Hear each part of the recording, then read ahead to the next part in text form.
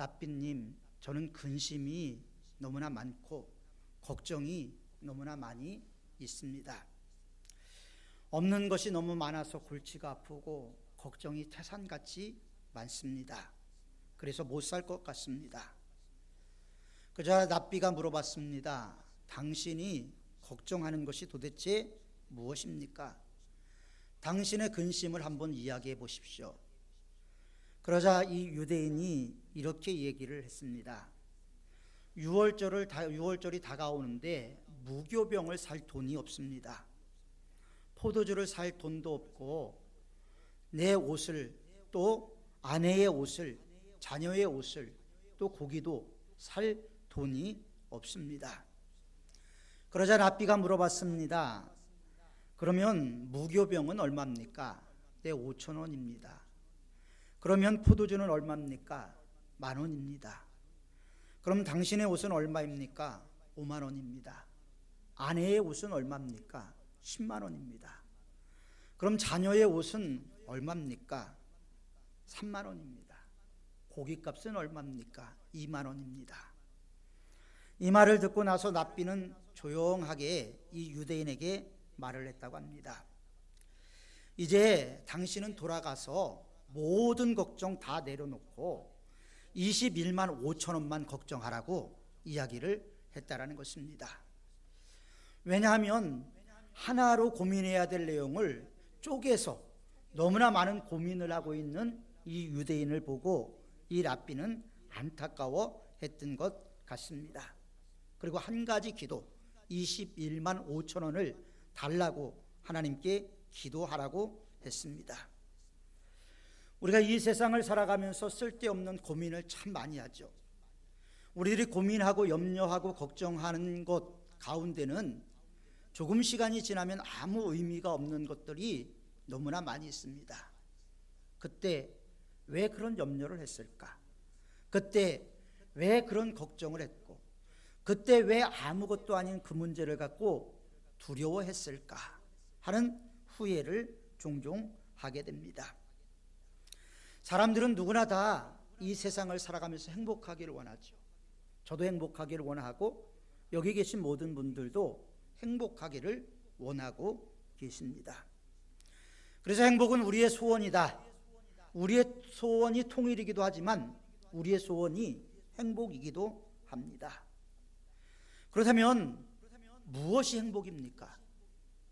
여러분, 무엇이 진정한 행복이라고 생각이 되십니까? 행복에 대한 해석은 다양하게 있을 것입니다. 사전에 의하면 희망을 그리는 상태에 있었던 내용이 이루어졌던 것, 그것이 감정적으로 느껴졌을 때, 또 자신의 욕구 충족과 마음이 즐거운 상태, 그리고 불안을 느끼지 않고 안심해하는 상황이 바로 행복이라고 사전은 정의를 하고 있습니다. 그렇다면 여러분들은 진정 행복하십니까? 염려 없이, 근심 없이 오늘 하루하루를 살아가고 계십니까? 행복에 대해서는 많은 사람들이 이야기를 했고요. 고대 그리스의 철학자였던 플라톤은 인생의 궁극적인 목적은 행복에 있다라고도 이야기를 했습니다. 그렇다면 인생의 궁극적인 목적이 행복이라면 우리는 진정 행복해야 되지 않겠습니까? 그런데 우리는 눈물이 있는 세상을 살아갑니다. 탄식이 있는 세상을 살아갑니다. 고통이 있는 세상을 살아갑니다. 아무리 환경이 좋아서 저 사람은 행복할 거야 라고 이야기하는 사람들도 많은 어려움을 경험하게 됩니다. 어떤 분은 행복도 농사를 짓는 일과 비슷하다라고 이야기를 했습니다. 거기에 씨앗을 뿌려야 되고요.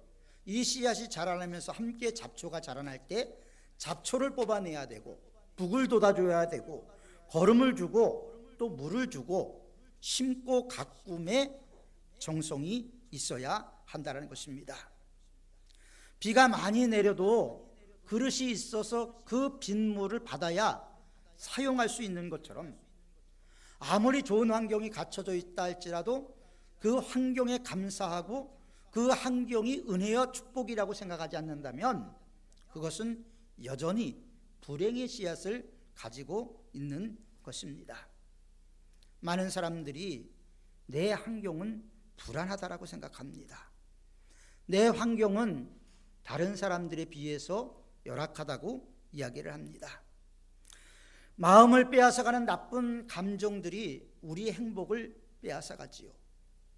우리가 되돌아보고 생각해보면 감사할 것도 많고 행복을 누릴 것도 많음에도 불구하고 우리는 주신 감사와 주신 축복을 생각하기보다는 없는 것을 가지고 늘 탄식하며 원망할 때가 너무나 많이 있습니다. 물론 우리가 살아가는 세상은 점점 복잡해집니다. 원자화돼 가고 있죠. 옛날에 고대 사람들은요, 자연히 시인에게 무료로 시를 팔았습니다. 그러나 오늘날 시인들은 세분화된 이 원자화된 이 시대를 살아가면서 더 많은 고민과 염려를 가지고 인간 고뇌에 대해서 글을 써야만 하는 것이죠. 현대인들은 갑자기 닥치는 환경 속에서 우왕좌왕합니다. 코로나19 사태도 마찬가지였죠. 그동안 우리는 어떤 마음을 가졌습니까? 과학이 발달되니까 인류는 행복할 것이다. 우주로 여행도 갈 것이고 인간의 수명은 과학의 발달에 따라서 계속해서 확장이 됐습니다. 이제는 100세 시대라는 말이 나올 정도로 이 세상은 많은 부분들이 개선이 됐습니다. 그런데 행복을 느끼는 사람들은 많지가 않습니다. 점점 어렵다고 이야기합니다. 점점 힘들다고 이야기합니다. 사회적 압박이 얼마나 많이 다가오는지 모릅니다. 직장 생활하는 분들은 때에 맞춰서 승진을 하지 못하면 밑에서 치고 올라오기 때문에 부득이하게 직장을 그만둬야 됐죠. 때에 따라서 승진을 못하는 사람들에게 받는 그 스트레스라는 것은 상상할 수 없는 것입니다. 사업을 하는 분들은 사업장을 열어놓고 요즘 같은 시대에서는 한숨만 나오죠. 어려움이 있습니다. 우리가 살아가는 이 세상은 이런 염려와 근심이 가득하지만 그 속에서 우리가 어떤 마음을 가지고 이 세상을 살아가느냐 하는 것은 너무나 중요한 것입니다. 그래서 이 세상에 심리학이 많이 발달됐죠. 정신분석학이 발달이 됐습니다. 그래서 인간이 어떻게 하면 이 정신분석적인 측면에서 이 험한 세상을 상처를 덜 받고 살아갈 것인가, 아니 받은 상처를 어떻게 해결하고 살아갈 것인가 하는 것에 대한 끊임없는 연구가 이루어지게 됩니다. 그것이 우리에게 감성이라고 얘기하죠. 감정. 그런데 우리는 이것을 표현하는 방법이 너무나 미숙해요. 왜냐하면 우리가 자라온 환경은 유교적인 환경에서 자라왔기 때문에 우리들의 마음을 표출하고 우리들의 마음을 이야기하는 것에 대한 것이 익숙하지가 않습니다. 대화도 익숙하지가 않습니다. 그래서 경상도 남편은 집에 오면 밥 줘, 그 다음에 자자, 이 말만 한다라는 얘기도 있잖아요. 그만큼 우리가 이 세상을 살아가면서 감정을 표출할 수 있는 훈련들이 너무나 안 돼 있는 거예요. 그런데 시편을 보면 다윗은 그 감정에 대해서 얼마나 충만한가, 얼마나 자기 감정 표현을 잘하고 있는가 하는 것을 볼 수가 있죠. 하나님 앞에 단식하며 기도하는 기도의 시. 하나님, 어느 때까지니까? 어느 때까지 원수가 나를 압제하도록 방치하시나이까? 자기의 감정에 대해서, 그리고 그가 밧세바와의 사건에서 하나님 앞에 기도하는 시편 51편의 기도를 보면 얼마나 간절하고 얼마나 애절한가 하는 모습을 우리는 상상해 볼 수가 있죠. 감정에 충실한 것입니다. 그러니까 우리가 이 세상을 살아가면서 감정이 중요하기는 합니다. 그러나 그리스도인들에게는 감정을 넘어서서 더 중요한 것이 있어요. 그것이 뭐냐면 영적인 것이랍니다. 영적인 것. 영적인 것이 만족이 안 되면요, 아무 만족이 없다는 거예요. 그리스도인들은. 그래서 어거스틴은 자기가 예수 그리스도를 인격적으로 다시 만나기까지는 마음의 평안이 없었다라고 고백을 합니다. 그는 만이교회에서 아주 높은 자리까지 올라갔고 수사학자로서 명성을 떨쳤지만 그럼에도 불구하고 마음의 평안이 없었다라는 거예요. 그러나 그가 예수 그리스도를 만나고 나서 자기 마음에 진정한 영적인 평안, 육적인 평안이 동시에 왔다라고 고백을 합니다. 그러면서 우리의 마음속에는 큰 공간이 있는데 이 공간을 하나님의 은혜로 채우지 않는다면 우리는 계속 목마른 삶을 살 수밖에 없다고 이야기를 했습니다. 그러면 여러분들이 일생을 살아가면서 왜 여러분들이 상처를 받습니까? 상처를 받는 이유는 다양합니다. 첫 번째, 갈등 때문에 그렇습니다. 사람은요, 동물과 다르지요. 우린 동물이 아닙니다. 물론 인간의 가장 기본적인 것은 동물적인 근성이 분명히 있죠. 그러나 본성을 뛰어넘어서 하나님이 우리를 만드셨을 때 동물처럼 똑같이 만드시고 코에다 생기를 불어 넣어줌으로 우리가 생명이 되었습니다. 영적인 존재가 되었어요. 그러니까 영적인 만족이 없이는 육적인 게 아무리 충족이 돼도 갈급할 수밖에 없는 것이 우리의 삶이라는 거예요. 하나님의 은혜, 이걸 누려야 되는 거죠. 그래서 갈등은 우리가 미래지향적으로 나아가는 데 있어서 커다란 걸림돌이 되게 되는 것이죠. 우리는 많은 것을 선택해야 됩니다. 이 직장을 계속 다녀야 될 것인가, 말아야 될 것인가. 몸이 아파서 수술을 해라고 이야기를 하는데 수술을 해야 될 것인가, 말아야 될 것인가. 코로나 사태가 다시 고개를 들고 막 또다시 이야기가 일어나고 있는데 교회는 나가서 예배를 드려야 할 것인가, 교회에서 봉사를 하라고 얘기를 하면 봉사를 해야 될 것인가. 우리는 끊임없는 결단을 해야 합니다. 그런데 그 결단 속에는 고민이 늘 있어요. 고민 없이 어떤 결단을 하는 사람들은 많지가 않습니다. 고민이 있어요. 그래서 성경은 이런 고민을 하는 우리에게 뭐라고 말씀하시냐면 15절 후반절에 항상 선을 쫓으라. 항상 선을 쫓으라는 거예요. 선한 것을 쫓아가라. 이 말씀대로 우리가 살아간다는 건 중요한데 오늘날 그리스도인들이 선하다는 평을 받지 못하는 이유가 어디에 있냐면 선한 것을 쫓으라고 말씀하셨지만 우리는 선한 것보다 내가 좋은 것, 내가 편한 것, 여기를 가고 싶어요. 이거는 목사도 마찬가지고 장로도 마찬가지고 권사도 마찬가지. 직분을 갖고 있다 그래갖고 우리가 선한 것을 쫓아갈 수 있는 마음이 아니라는 거예요. 우리 마음 자체가 이미 병들어 있기 때문에 그렇습니다. 그래서 선을 쫓아가는 것이 중요하죠. 저 친구를 만나서 내가 선한 삶을 살 수 있을까? 만약에 선한 삶을 살 수 없다면 친구로서 만나지 말아야 되죠. 저 친구를 만나서 내가 선한 쪽으로 끌려갈 것 같으면 선택하라는 거예요. 이게 갈등을 없앨 수 있다는 거죠. 더 큰 문제를 막을 수도 있다는 것입니다. 그래서 결과도 중요하지만 가정 또한 중요하다는 것을 우리는 분명히 알아야 하는 것입니다. 둘째로 우리들의 마음속엔 상처가 있기 때문에 적대감이 있어요. 분노가 있어요.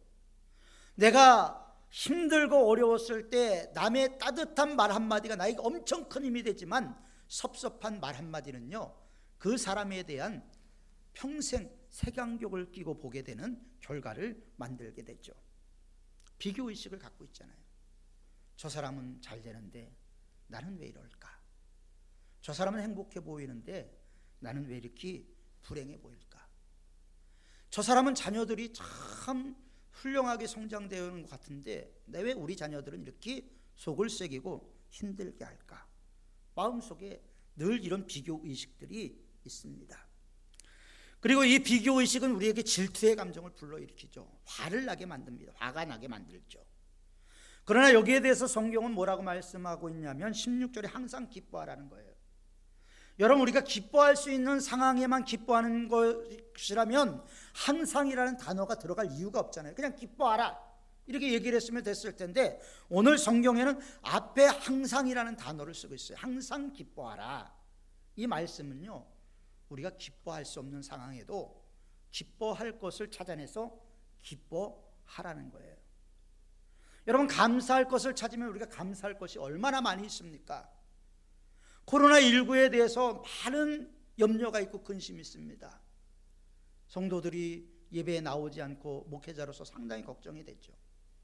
그러나 한면으로는 만약에 코로나 사태가 없었다면 우리가 지역 주민을 위해서 도서관을 하자라는 그것도 이루어지기가 사실 쉽지가 않았습니다.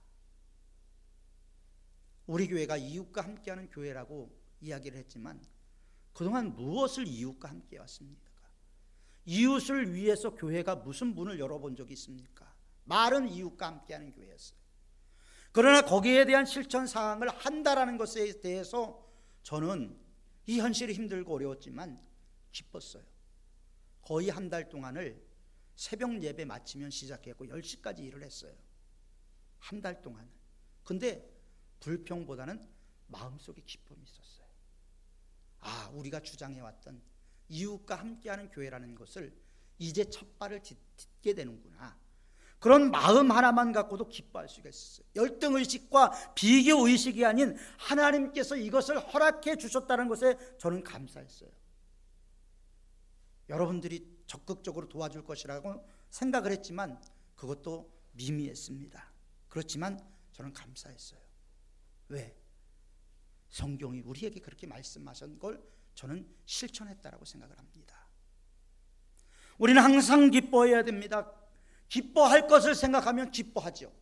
그러나 우리의 마음에서 불행과 염려를 생각해내면 우리들은 불행하고 염려와 근심이 있는 삶이 됩니다. 쇼펜하우어라는 철학자는 우리에게 이렇게 얘기를 했어요. 내가 불행하다 생각한다면 나보다 더 불행한 사람들을 생각해봐라. 나보다 더 불행한 사람들이 얼마나 많이 있는지, 그 사람들을 보면 우리가 감사해야 될 것이 얼마나 많은지 여러분 생각을 해보십시오. 어떤 분이 휠체어를 차고 교회에 오는데 길을 오다가 다리가 없는 사람을 보고도 감사했다라는 거예요. 휠체어도 못할 정도의 아주 몸이 망가진 사람을 보고 본인은 그래도 감사했다라는 거예요. 왜? 자기 몸을 지탱해서 휠체어까지 탈 수 있는 그 은혜를 감사했다라는 거예요. 여러분, 감사할 수 있는 환경입니까? 교회에 오는데 걸어오면서도 불평하고 원망하고 오는 사람들이 있는데 휠체어를 의지해갖고 와야 될 사람이 감사하겠습니까? 그런데 나는 내 힘으로라도 휠체어에 앉을 수 있는 것이 감사했다라는 간증을 제가 본 적이 있어요.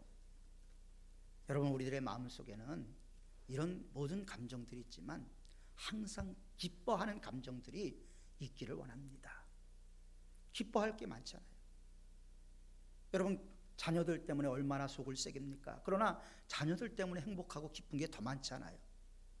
걱정이 더 많았습니까? 기쁨이 더 많았습니까? 그런데 우리는 기쁨은 다 덮어두고 근심만을 이야기하는 그런 어리석은 모습을 보여서는 안 되고요.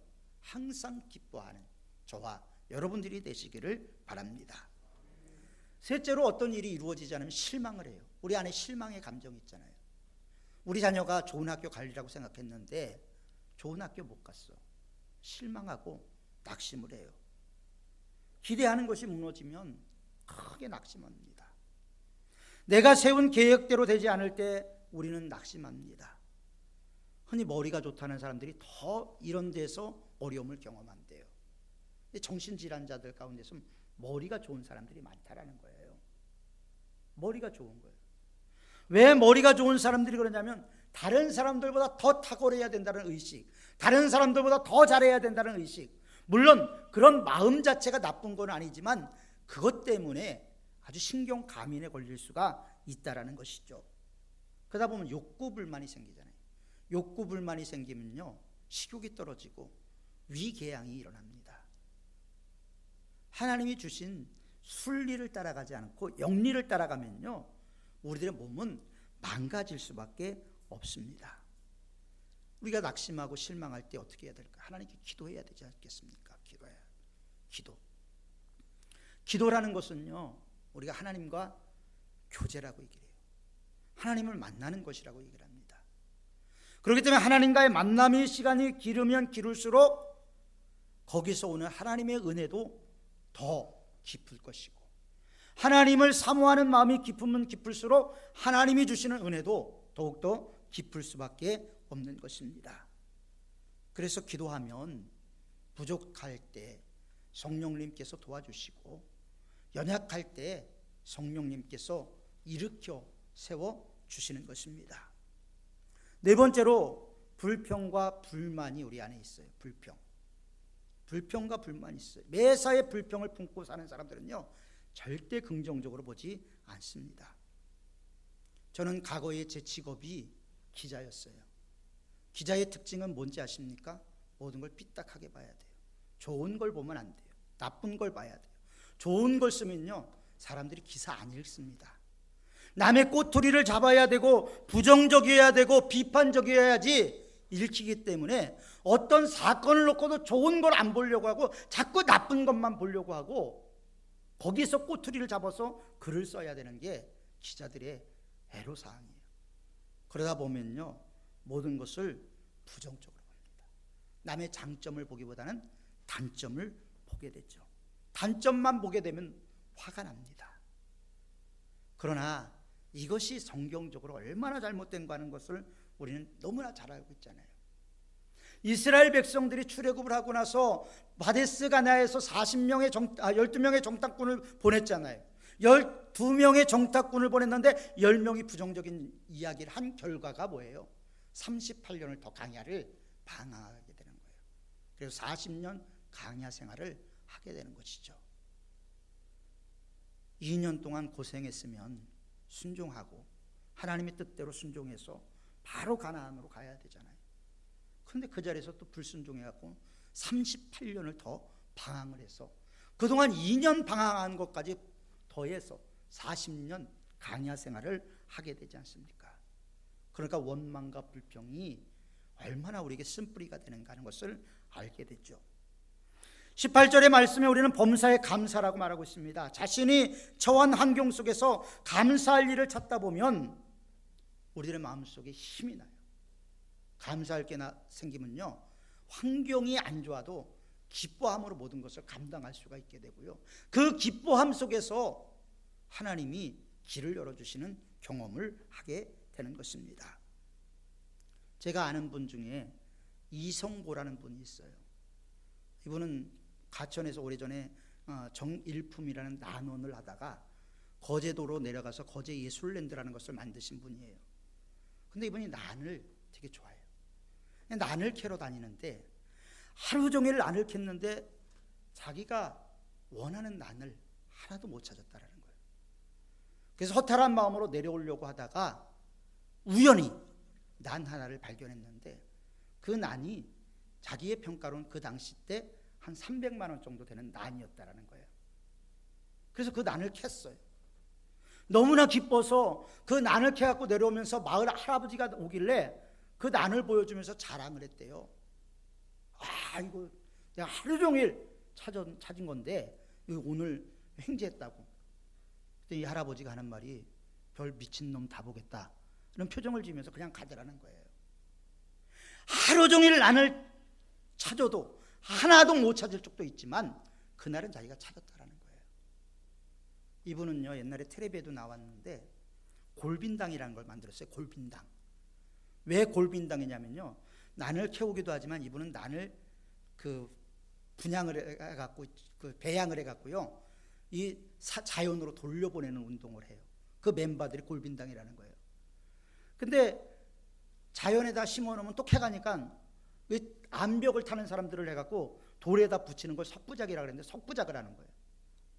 나무에다 붙이면 목부작이고 돌에다 붙이면 석부작인데 석부작을 하는 거예요. 여러분, 우리에게 귀한 것을 찾기 위해서 이렇게 많은 시간이 허비되는 것처럼 우리 역시도 하나님의 은혜를 찾기 위해서는 찾고 노력하고 노력해야 되는 거예요. 저절로 하나님의 은혜가 우리 심령 가운데 오지 않습니다. 감사도 찾고 찾다 보면 감사에서 감사가 꼬리에 꼬리를 물고 일어나게 되는 것입니다. 원망과 불평은 저절로 가만히 있어도 생겨나요. 그렇기 때문에 불평과 원망이 우리를 지배하지 못하도록 감사로 저와 여러분들의 마음을 물들일 수 있기를 바랍니다. 그러면 감정을 어떻게 관리해야 될까요? 성경은 노하기를 더디하는 자는 용사보다 낫다. 저도 조금 다혈질적인 기질이 있어서 이제 화가 나면 화를 참지 못하는 경우가 많은데, 화를 참는 자, 노하기를 더디하는 자는 용사보다 낫다는 거예요. 용사. 그만큼 성경은 우리에게 귀한, 우리의 인생사에 가장 귀한 방법들을 제공해 주죠. 바다에 파도가 있잖아요. 전파에 주파수가 있습니다. 감정에도 기복이 있어요. 아무것도 아닌데 어느 날은 마음이 뚝 다운돼 갖고 만사가 귀찮아. 직장도 가기 싫고, 집에서 남편이 돌아왔는데 인사하기도 귀찮고, 밥 차려주기도 귀찮고, 그럴 때가 있잖아요. 남자 역시도 마찬가지예요. 아침에 출근한다고 집을 나섰는데 죽어도 직장에 가기가 싫을 때가 있을 거예요. 저도 경험해 봤걸랑요. 죽어도 직장에 가기 싫어. 그런데 그 가야 되는 그 모습은 도살장에 끌려가는 송아지 같은 모습 아닙니까? 그러니까 우리들의 감정이라는 것은 우리들이 어떻게 다스리냐에 따라서 우리의 마음을 지고 흔드는 거예요. 내가 원하는 감정은 이게 아닌데 내 마음속에 또 다른 감정이 있어요. 이 감정이 나를 지배할 때 우리는 참 힘들어집니다. 내가 나를 지배하면 되는데 내가 나를 지배하지 못할 때가 있어요. 내 마음에 또 다른 감정이 나를 이끌어갈 때가 분명히 있기 때문에 우리가 탈진을 하는 거예요. 넘어지는 거예요. 쓰러지는 거예요. 이게 우리 정서의 문제입니다. 그래서 감정 관리를 잘한다는 것은 우리가 그만큼 인생을 살아가는 데서 힘차게 살아갈 수 있는 비결이 되는 것이고, 더 나아가서는 영적인 관리를 잘할 수 있는 길이 되기도 하는 것입니다. 사람이 화를 내는 것 역시도 그 원인이 단순하진 않지만, 화를 잘 내는 사람들 가운데 습관적인 사람이 있어요. 정서 불안이 원인인 사람도 있습니다. 외적인 충동에 의해서도 그렇게 됐죠. 그렇게 화를 내놓고 나는 원래 이래, 쉽게 이야기를 하면 안 돼요. 나는 원래 이래. 하나님의 말씀으로 내가 바뀌어야죠. 하나님의 말씀이 내게 들어오면 내가 바뀌고 싶어서 바뀌는 것이 아니라 그 말씀이 내 마음속에 들어온 순간부터 그 말씀이 나를 바꿔놓는 거예요. 그래서 우리가 하나님의 말씀을 따라가지만 하나님의 말씀이 내 속에 들어와서 나를 지배하고 나를 이끌어 가는 것입니다. 성내는 것은 원인보다 결과가 더 무섭습니다. 어느 분이 학술 토론회에 참가했어요. 영어로 하는 학술 토론회예요. 친구가 물어봤어요. 너 영어 뭔 말인지 알아들어? 몰라? 근데 무슨 학술 토론회에 와갖고 영어 학술 토론회에 와갖고 앉아있냐? 그러니까 내가 다 모르는데 하나는 내가 알 수가 있어. 그게 뭔데? 누가 코너에 밀리는지는 내가 알고 있어. 어떻게 아는데? 얼굴이 시뻘개졌고 화나는 놈이 결국은 밀리는 놈이야. 이렇게 이야기를 하더라는 거예요. 우리가 이 말을 듣고 무엇을 생각합니까? 믿음이 좋은 사람들은 벌컥벌컥 화를 내지 않고 인내해요. 하나님의 은혜를 먼저 되새기게 됐죠. 그래서 우리는 훈련이 필요하다는 거예요. 훈련. 그리스도인의 삶이라는 것은요, 우리가 주님 만날 때까지, 주님이 천사장의 나팔 소리와 함께 이 땅에 강림하실 때까지 우린 끊임없이 그리스도 예수의 형상을 닮아가는 삶을 살아야 되는 거예요. 이게 우리의 근본적인 목적이에요.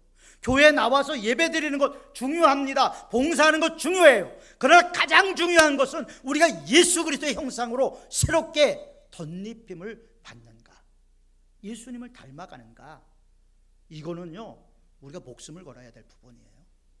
초대교회 그리스도인들이 그렇게 살았기 때문입니다. 영적인 허점이 생기면요, 그 영적인 허점을 통해서 마귀가 들어오고 그 마귀가 우리들의 마음속에 들어와서 우리를 지배할 수 있는 견고한 진을 만듭니다. 그럼 견고한 진이 형성되면요, 우리는 마귀의 지배를 받을 수밖에 없어요. 그래서 성경은 우리에게 해가 지도록 분을 품지 말라. 여기서 분이라는 것은 해가 지도록 낙심하지 말라, 절망하지 말라, 고통하지 말라, 이런 의미를 다 포함하고 있다고 생각이 됩니다. 사랑하는 성도 여러분, 저도 마찬가지고 여러분들도 매일매일 삶 속에 어려움이 있습니다. 문제 속에 살아가지요. 이 자리에 나와 있지만 마음은 살얼음판에 있는, 살얼음판이 깨지면서 혹시 물에 빠지지 않을까 염려하는 마음을 갖고 이 자리에 계신 분들도 계시리라고 생각합니다. 그러나 하나님께 우리가 맡겨야 된다라고 이야기를 하지만 왜 못 맡기는지 저도 이해를 합니다. 쉽지가 않걸랑요. 그건 엄청난 믿음이 요구가 되는 거예요. 우리가 믿음이 쉬운 것 같지만 살얼음판에 있는 내가 하나님을 믿는다라는 것은 진짜 거기서 믿음이 있는가 없는가가 드러나는 거예요. 믿음은요, 위기의 상황에서 드러나는 거예요. 평안할 때는 저분이 믿음이 있는지 믿음이 없는지 잘 몰라요. 위기의 상황 가운데서 내 환경은 이러면 안 되는데 그래도 하나님이 이걸 원하니까 나는 이렇게 하겠다, 이게 믿음이라는 거죠. 불신자들은 화가 나면요 화를 냅니다. 그리스도인들은 그러지도 못해요. 그러다 보니까 그리스도인들의 마음이 더 멍이 들어요. 물론 그렇지 않은 그리스도인들도 많습니다만 우리 사문교회 나오는 성도님들은 너무나 선하시고 착하신 분들이라 마음에 멍이 너무 많이 드는 거예요. 성도들 간에서 말 한마디에 상처받고 또 가정에서도 상처받고 상처가 우리들의 마음에 가득해요. 그러나 여러분, 우리의 마음을 기쁨으로 물들입시다. 우리의 마음을 행복으로 물들입시다. 우리 현실이 그렇지 않지만 그런 현실을 뛰어넘어서 하나님이 주실 은혜와 축복, 하나님이 나에게 주실 그 미래에 대한 역사를 우리가 꿈꾸면서 우리가 희망을 가져야 되는 거잖아요. 잠언 17장 22절에 마음의 즐거움은 양약일지라도, 마음이 즐거우면요 우리들의 마음속에 약이 된다는 거예요. 마음이 즐거우면. 그런데 심령의 근심은 뼈를 마르게 하느니라. 그럼 뼈가 마르면 어떻게 될까요? 뼈에는 물기가 있어야 되는데 뼈가 마르면 어떻게 될까요? 죽는 거잖아요. 죽은 사람에게만 뼈가 말라요. 여러분, 우리의 마음을 새롭게 함으로 변화를 받았어. 마음의 즐거움으로, 하나님이 주시는 양약으로 우리가 새로운 힘을 얻기를 원합니다. 근심을 품고 우리의 뼈가 마르지 않도록 우리의 영성을 새롭게 합시다. 하나님은 우리를 사랑하셔요. 여기 계신 한 분 한 분을 얼마나 사랑하느냐, 제가 누누이 강조하지만 사랑하는 독생자를 십자가에 대놓기까지, 그리고 그 아들의 절규를 외면하기까지 하나님은 우리를 택하셨어요. 사랑하시기 때문에. 그러므로 우리가 우리의 감정을 성경적인 능력으로, 성령의 능력으로 다스려서 우리가 진정 하나님이 인도하시는 선하고 의로운 길로 달려나감으로 내가 복을 받고, 내 가정이 복을 받고, 내 자녀가 복을 받고, 나 역시 축복의 통로가 되어서 나를 만나는 사람들이 복을 받는 그런 우리 사문의 성도님들 다 되시기를 주님의 이름으로 축원합니다. 기도하겠습니다.